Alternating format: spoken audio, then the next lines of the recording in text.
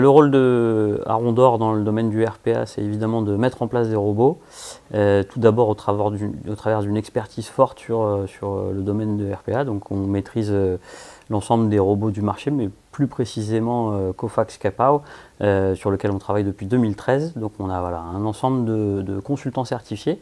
Donc c'est tout d'abord sur l'axe mise en œuvre des robots, création des robots, paramétrage des robots, mais on intervient aussi autour sur l'organisation de prestations de type POC, donc Proof of Concept ou pilote. On a évidemment des chefs de projet qui sont aguerris alors très souvent à la méthodologie agile sur ce type de projet RPA. On a des business analysts aussi qui peuvent intervenir en amont pour faire la cartographie des use cases qui seraient à automatiser chez nos clients. Donc avec ça, on assure un peu le scope global des interventions possibles sur la partie RPA.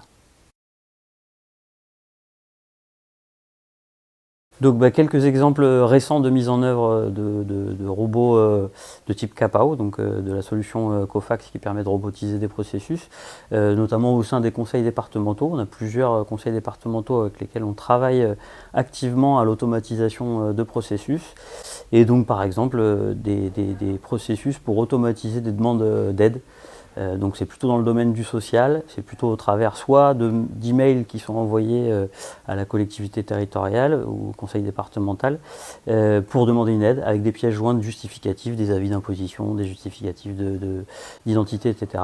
Donc il faut réceptionner ces demandes automatiquement, les traiter, donc aller chercher les informations qui se trouvent dans ces demandes, extraire aussi les pièces jointes, vérifier la validité des pièces jointes, la cohérence des pièces jointes. Et puis une fois que tout ça est fait et qu'on a préparé les données grâce au robot, c'est ouvrir les interfaces des systèmes d'information des conseils départementaux. Donc très souvent des systèmes un peu lourds, du gros système, dans lequel il faut aller injecter la donnée. Donc en fait on fait comme si on était un utilisateur, le robot se substitue à une personne qui va ouvrir les interfaces et puis remplir les différentes boîtes de dialogue qui permettent d'instruire la demande. Donc tout ça permet de faire un lien direct entre la demande qui est faite par l'usager derrière un portail et complètement la pré-mâcher pour les instructeurs qui vont réellement faire l'instruction de la demande. C'est-à-dire que pour une partie des demandes, on aura même un traitement automatique. Et puis pour toutes celles qui sont un peu plus complexes, l'instructeur va prendre la main, mais avec l'ensemble des données de la demande qui sont pré-renseignées. Donc il a tout ce travail fastidieux qui n'est pas fait en amont.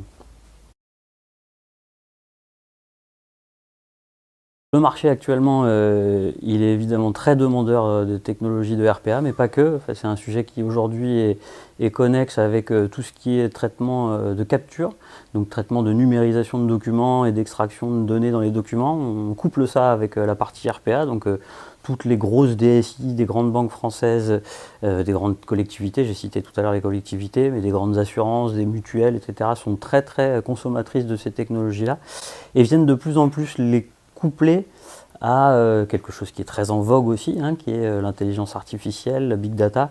Et en gros, on trouve aujourd'hui, en mélangeant tout ça, historiquement ce qu'on appelait l'OCR ou la RADLAD, le RPA, l'IA, le big data, on arrive à construire des vrais systèmes intelligents qui permettent d'automatiser un certain nombre de flux qui ont toujours été très pénibles pour ces collectivités, ces grosses entreprises. Donc voilà, le marché aujourd'hui, il est en pleine effervescence avec l'utilisation de toutes ces techniques-là. On mélange tout ça.